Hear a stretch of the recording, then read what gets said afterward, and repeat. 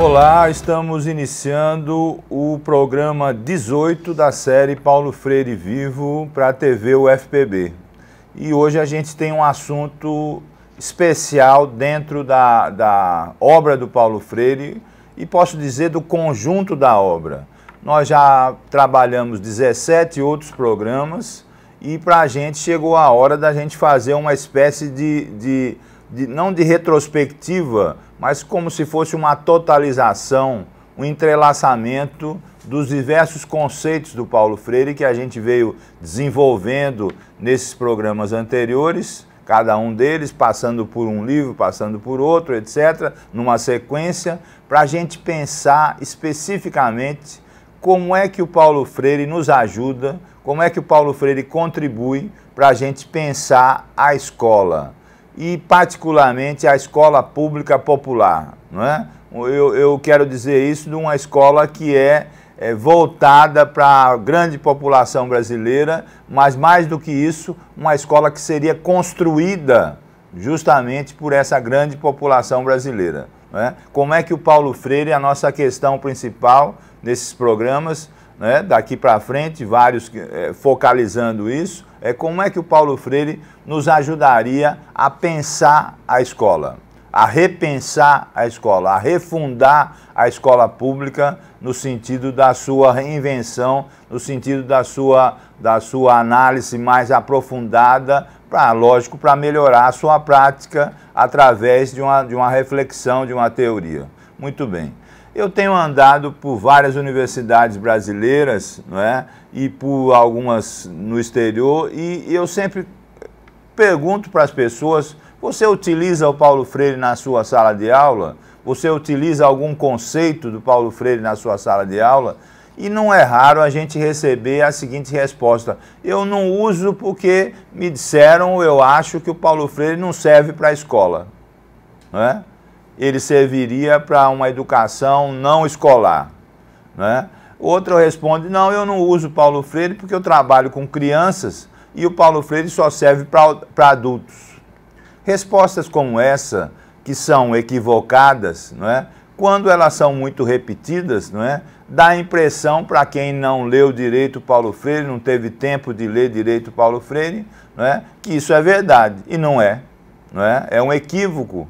Não é? O Paulo Freire, claro, é um pensador, é um prático da educação que começou colocando todo o seu esforço, jogando todas as suas fichas, pensando na questão da alfabetização no Brasil, justamente nos anos 50 e 60, onde esse problema era crônico, era absolutamente importante para ser resolvido e continua sendo importante. Não é? Continua sendo importante. Infelizmente, não é? Depois de 50, 60 anos que o Paulo Freire começou a trabalhar as questões do alfabetismo, da alfabetização, não é? A gente está longe ainda de resolver a questão da alfabetização, dos vários analfabetismos brasileiros, não é? Não é só o analfabetismo absoluto, não é? Tem também o digital, político, cultural, o analfabetismo funcional e tem vários nomes aí, outros conceitos que se usa, né? Essas questões voltadas então para a leitura escrita continuam sendo cruciais, não é? Seria muito interessante chegar a 50 anos depois que o Paulo Freire começou a pensar sobre isso e dizer que já está resolvido, mas está longe de ser, não é? Bom, então se é verdade que o Paulo Freire concentra uma boa parte dos seus esforços pensando nisso, não é? Também é verdade que a questão da escola, em suas várias modalidades e seus vários graus, sempre estiveram na agenda do Paulo Freire, sempre estiveram no trabalho do Paulo Freire, sempre estiveram na reflexão do Paulo Freire. Então, isso é uma primeira coisa. Paulo Freire é sim um contribuinte importante para a gente pensar a escola e no caso particular que a gente vai focar, uma escola pública popular, não é? Isso é importante, então, e para esse programa especificamente, eu vou utilizar um dos meus livros, o livro mais recente sobre Paulo Freire, que se chama A Teoria Só Tem Utilidade se Melhorar a Prática Educativa, Olha como eu coloquei esse título, é uma frase do Paulo Freire. A teoria só tem utilidade se melhorar a prática educativa, as propostas do Paulo Freire, que foi publicado recentemente. Um desses artigos é justamente para pensar a escola pública popular através das ideias do Paulo Freire, das contribuições do Paulo Freire, inclusive passando, né, numa parte dessa reflexão, pelo trabalho que o Paulo Freire e outros educadores, um conjunto de educadores, né, fizeram na Prefeitura de São Paulo no final dos anos 80, começo dos anos 90, quando da administração da prefeita Luíza Erundina, lá na cidade de São Paulo. Né? Dentro desse artigo, dentro desse trabalho, eu faço uma reflexão que gostaria de compartilhar com vocês e vou citar o que eu escrevi sobre isso. Eu digo assim, veja só, defendemos a ideia de que a praxis de Paulo Freire, do seu legado e das múltiplas conexões do seu pensamento político-pedagógico, podem contribuir e muito para uma escola pública praticada enquanto um espaço propício ao desenvolvimento dos valores cotidianos, da cultura e das necessidades emancipatórias das camadas populares. Uma escola que construa uma contra-hegemonia, né, lastreada nos seus direitos civis, sociais e políticos. Uma escola em que as crianças, os jovens e os adultos se sintam pertencentes e donos dela, e uma escola que se dedique e se prepare para recebê-los como eles são, com as suas identidades, com as suas dificuldades, ou seja, que os trate como sujeitos protagonistas da história da escola e da história da educação. Não é? Eu começo por aí afirmando, então, que na minha concepção o Paulo Freire pode contribuir, deve contribuir e muito para se repensar a escola brasileira, especialmente nos momentos atuais que ela vive repetindo crises ou aumentando as suas crises, e todo mundo sabe do que eu estou falando, sabe, porque isso é amplamente divulgado e sabido pela sociedade brasileira como um todo, não é? Então, como é que a gente pensaria essa escola através de alguns conceitos do Paulo Freire? Por exemplo, o Paulo Freire tem um célebre livro que a gente já comentou num dos primeiros programas dessa série, que se chama Educação como Prática da Liberdade. Será que dá para pensar uma escola que exercite uma educação como prática da liberdade? Não é? A gente precisa cada vez mais pensar nisso. Nós temos na escola brasileira uma tradição autoritária que vem de muito tempo atrás, não é? E essa questão da liberdade, da libertação, que depois o Paulo Freire vai tratar, é um conceito importante para se pensar a escola e para se refletir sobre ela, não é? Liberdade para os professores trabalharem como pensam que devem trabalhar, liberdade na questão da gestão da escola, liberdade para os alunos colocarem a sua opinião, se organizarem, não é, para fazer a escola melhor, liberdade para pensar o currículo da escola, liberdade, em resumo, para pensar todo o mecanismo da escola, não é, com os seus protagonistas, através dos seus protagonistas, seus professores, professoras, alunos, dirigentes, todas as pessoas que fazem a escola, os trabalhadores da educação que fazem as determinadas escolas.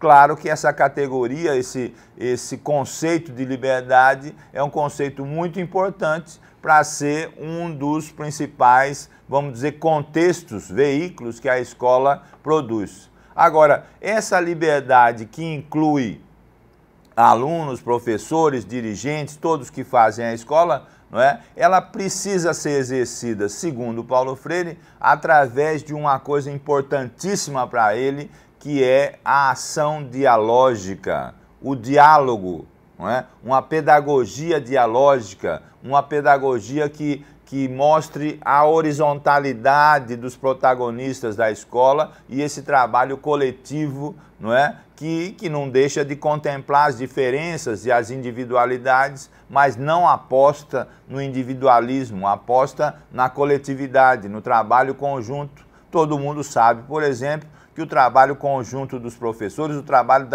em equipe dos professores e da gestão escolar, com os alunos, com os pais, com as famílias, é fundamental. Não precisaria nem recorrer profundamente ao Paulo Freire para se pensar sobre isso. Mas ele vem defender uma ideia fundamental, que é construir a escola através de uma pedagogia que priorize a liberdade e o diálogo. Vá percebendo que eu vou trazendo os conceitos do Paulo Freire um a um, mas os conceitos que são intensamente relacionados.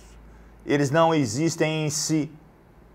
Para o Paulo Freire, ele não propõe a liberdade sem o diálogo e o diálogo sem a liberdade e, ao mesmo tempo, pensar tudo isso numa questão de responsabilidade social. Não é uma liberdade para fazer qualquer coisa, é uma liberdade para construir uma escola cada vez mais coletiva.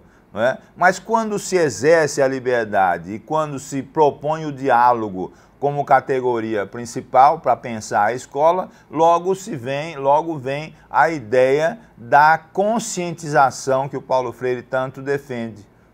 Esse processo, que ao mesmo tempo é um processo de conhecimento, para ele também é um processo de conscientização, um processo de permanente construção da consciência crítica. Perceba então que eu já usei a questão da liberdade, a questão do diálogo, falamos dos direitos que estão inerentes a isso, e essa questão da consciência crítica como se fosse um arcabouço, uma base para se pensar uma escola cada vez mais prática no sentido de construção diária, cotidiana, mas também reflexiva no sentido de pensar a prática para melhorá-la, como eu coloquei no título do livro.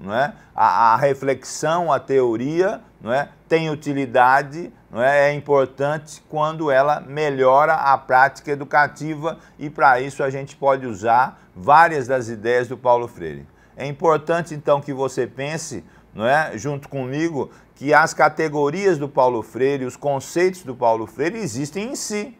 Educação como prática da liberdade, a questão da pedagogia dialógica, a questão da consciência crítica, várias questões que a gente pode problematizar, mas entenda que elas existem enquanto um conjunto integrado, que uma ajuda a outra ajuda uma, ou seja, há um diálogo teórico para pensar essa prática, sempre pensando em melhorar a escola. Mas a gente continua isso com outros conceitos do Paulo Freire para pensar a escola daqui a pouco no segundo bloco.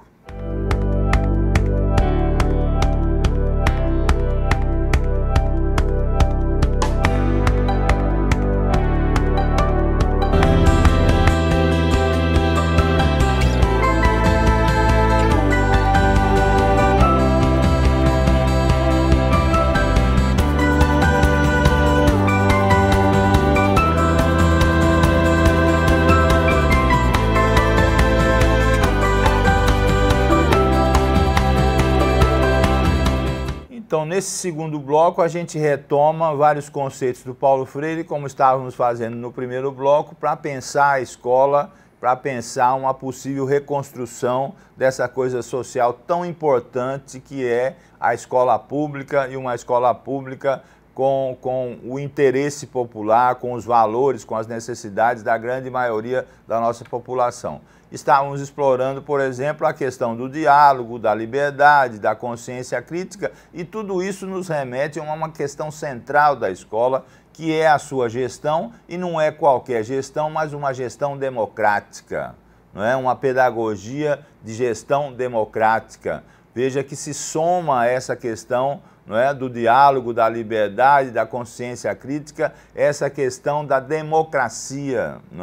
A escola é um lugar, as pessoas passam um tempo grande na escola e talvez não tenham um lugar mais propício para se aprender a democracia, para se discutir a democracia e para ver os valores que inclui a democracia, como a escola, E a democracia lembra um seu paralelo imediato, que é a questão da cidadania, E a questão da cidadania nos lembra a questão da conquista dos direitos direitos civis, direitos sociais, direitos políticos.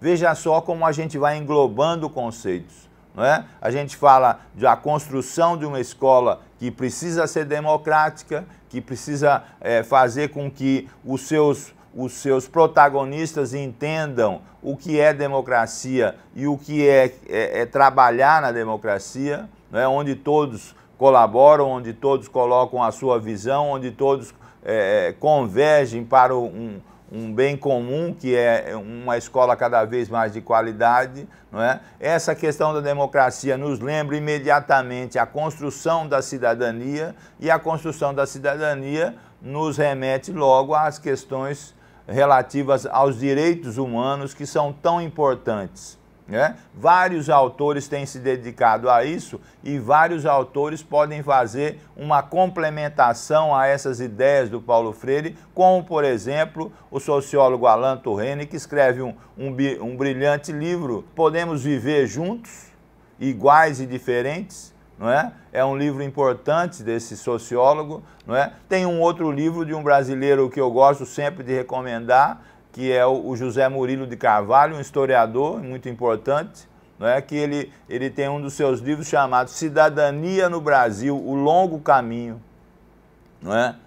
Ele começa a mostrar essa questão dos direitos humanos, não é? As questões dos direitos civis, políticos, culturais, etc., não é? Direitos sociais, e inclui a educação, a escola, a educação popular, como um veículo muito importante para a vigência desses direitos, e isso a gente pode encampar em paralelo às ideias do Paulo Freire, né? Veja só como isso é importante. Eu acho que no Brasil, quanto mais a gente se aproximar dessa ideia, da ideia do diálogo, da ideia da liberdade, da ideia da consciência crítica, da ideia da democracia escolar, não é? E com as dificuldades, não é? Se você pensar, me perguntar se acha que isso é fácil, não é? Claro que não, não é? Mas é uma coisa que precisa estar num horizonte, e não num horizonte longínquo, num horizonte próximo, para se pensar a escola. E para repetir o que eu comecei a dizer no começo desse programa, o Paulo Freire certamente, com os seus conceitos, pode nos ajudar a pensar essa escola. Desde uma das suas primeiras obras, que é a Educação como Prática da Liberdade, não é? No prefácio, logo no começo, tem lá um texto do Francisco Verfort que fala sobre essa questão de através das ideias do Paulo Freire, se construir uma pedagogia e uma educação democrática. Eu faço questão de citar aqui, está no livro Educação como Prática da Liberdade, e nesse livro que eu me referi, o meu livro, eu citei essa passagem. Olha só o que diz o Verfort, não é? Falando lá desde da ideia do método, ele diz assim, olha só, uma pedagogia da liberdade pode ajudar a uma política popular, pois a conscientização significa a abertura à compreensão das estruturas sociais como modos de dominação e violência. A experiência brasileira nos sugere algumas lições curiosas, às vezes até surpreendentes, em política e educação popular. Foi-nos possível esboçar, através do trabalho de Freire, as bases de uma verdadeira pedagogia democrática. Foi-nos possível, além disso, começarmos um movimento de educação popular, e aí ele vai se referir ao começo dos anos 60, não é? Da metodologia proposta por Paulo Freire e outros educadores pernambucanos, etc. E logo em seguida eu ligo isso com um outro livro muito importante, coordenado, organizado pelo Carlos Alberto Torres, que é um sociólogo muito importante, trabalha nos Estados Unidos, não é? Mas é um dos mais profundos conhecedores da obra do Paulo Freire, e ele e outras pessoas fizeram um livro sobre uma parte da gestão do Paulo Freire na Secretaria de Educação em São Paulo, e nesse livro, que se chama justamente a Educação Democrática e o trabalho do Paulo Freire na Prefeitura de São Paulo, ele coloca alguns objetivos fundamentais que o Paulo Freire e a equipe traçaram, não é, para esse período. Não é? E ele destaca 5 deles. Primeiro, um alargamento continuado do acesso à escola. Segundo, a democratização da gestão da escola. Não é? Terceiro, a melhoria da qualidade do ensino. Outro, uma educação de jovens e adultos trabalhadores. E a formação de cidadãos críticos e responsáveis. Claro que, em paralelo a isso, nesse tempo da gestão do Paulo Freire na Prefeitura de São Paulo, um dos valores tentados, um dos valores que se colocava com mais ênfase é justamente a valorização do magistério, a valorização dos educadores e educadoras, não é? No nível municipal, não é? Pensando isso como uma das coisas mais importantes da escola. Essa experiência está retratada em vários artigos, livros, como esse que eu citei, e de outros autores também, não é? Que inclusive trabalharam com Paulo Freire na Prefeitura de São Paulo, pensando justamente a escola municipal. Não é? Foi um período de 4 anos, o Paulo Freire ficou à metade e outros continuaram o trabalho que ele havia liderado inicialmente, não é? E algumas propostas desse tempo são propostas muito adequadas para a gente pensar, para a gente ter como base da reconstrução escolar. E essas questões que eu coloquei são questões muito importantes para a gente entender. Uma questão fundamental, então, que a gente já focalizou em outro programa, é a questão da valorização do magistério e a formação permanente dos professores e das professoras. E um outro ponto importante quando a gente pensa a escola, que é a questão da diretividade pedagógica. Algumas pessoas que ou leram pouco ou não leram com atenção as propostas do Paulo Freire, às vezes dizem que ele teria uma proposta de antidiretividade ou de não diretividade. Não é verdade isso. Precisa ler mais atentamente. O Paulo Freire diz que o trabalho pedagógico é diretivo, sim. Diretivo não quer dizer autoritário, né? Diretivo não quer dizer que se tire a liberdade das pessoas. Diretivo não quer dizer que tem uma voz só, já que ele propõe o diálogo. Não é? Diretivo é no sentido de ter uma direção e essa direção ser estabelecida por todos os protagonistas da escola, não é? Justamente porque, como vimos anteriormente, como olhamos anteriormente, a ideia é uma ideia de uma escola democrática onde todos participem. Então seria muito contraditório, não é, pensar na diretividade como uma coisa autoritária. Não é? O Paulo Freire nunca defenderia essa ideia. Mas perceba, eu estou sempre preocupado em chamar a sua atenção nesse sentido, não é? De que a gente está trabalhando vários conceitos, e repito, insisto nisso, eles existem em si.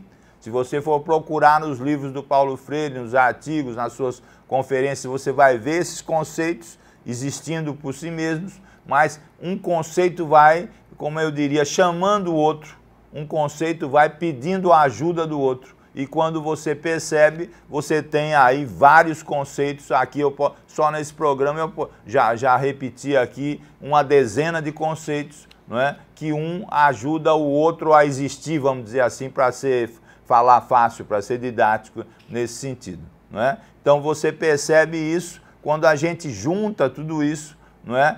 Falando da liberdade, do diálogo, da consciência crítica, da democracia, da gestão da escola, das prioridades que o Paulo Freire vê para a construção dessa escola pública popular, e isso é muito importante de se ter essa ideia da totalidade. Aliás, você sabe que eu venho defendendo essa ideia desde o primeiro programa, não é? Uma das coisas que às vezes é muito repetida, não é? É pensar o Paulo Freire isoladamente num conceito, num livro, numa passagem qualquer da sua obra. A gente está defendendo uma ideia justamente contrária, de olhar o Paulo Freire como uma totalidade, não uma totalidade fechada, mas uma totalidade no sentido de que seus conceitos andam juntos, existem juntos, embora existam em si mesmos. Não é? Eles têm, eu vou usar assim para ser didático, uma individualidade não é? Se você for olhar lá, o que é a questão do diálogo para o Paulo Freire? Tem lá a conceituação, não é? Você pode ver isso desde a pedagogia do oprimido, da educação como prática da liberdade, não é? Quando você vai, por exemplo, para a pedagogia do oprimido, existe lá uma denúncia fortíssima da questão da opressão, não é? E, ao mesmo tempo, a defesa do que o Paulo Freire pensa como antítese a isso, que é a liberdade e a libertação. Então, perceba isso. Outra coisa interessante para você perceber nos conceitos do Paulo Freire, que em muitas passagens da sua obra, ele trabalha conceitos que se opõem justamente para ver como eles são dialéticos, como eles andam, não é, juntos, como se fossem oposição, por exemplo, opressão, liberdade, diálogo, antidiálogo e assim por diante. Ele leva muitos conceitos para esse ponto, para você entender que o conceito não tem uma direção só, não é? Quando ele pode ajudar você, por exemplo, a pensar a questão da violência que as escolas hoje reproduzem, a violência social que foi para dentro das escolas, ao mesmo tempo ele oferece, vamos dizer, uma antítese a isso, que é a questão do diálogo, a questão da consciência crítica, a questão da liberdade e pensar a escola de maneira democrática. Nós não temos tanta tradição em pensar a escola como um mecanismo democrático, não é? A nossa democracia ao longo do tempo, não é? O José Murilo de Carvalho é que nos diz isso com muita força, sempre foi incompleta, ela sempre foi frágil, não é? E os acontecimentos brasileiros que se sucedem, inclusive na contemporaneidade, mostram aí uma certa fragilidade da nossa democracia, não é? E volto a dizer que, segundo Paulo Freire, a escola é um espaço, a educação como um todo é um espaço para a gente cada vez mais pensar nessa questão tão importante que é a questão da democracia. Eu espero que tenha ajudado a pensar um pouco os conceitos do Paulo Freire nessa visão desse programa, que tentou olhar um pouco alguns desses conceitos para pensar a escola. Mas no próximo programa nós vamos continuar. Agradeço a atenção pelo acompanhamento e espero que estejamos juntos no próximo programa.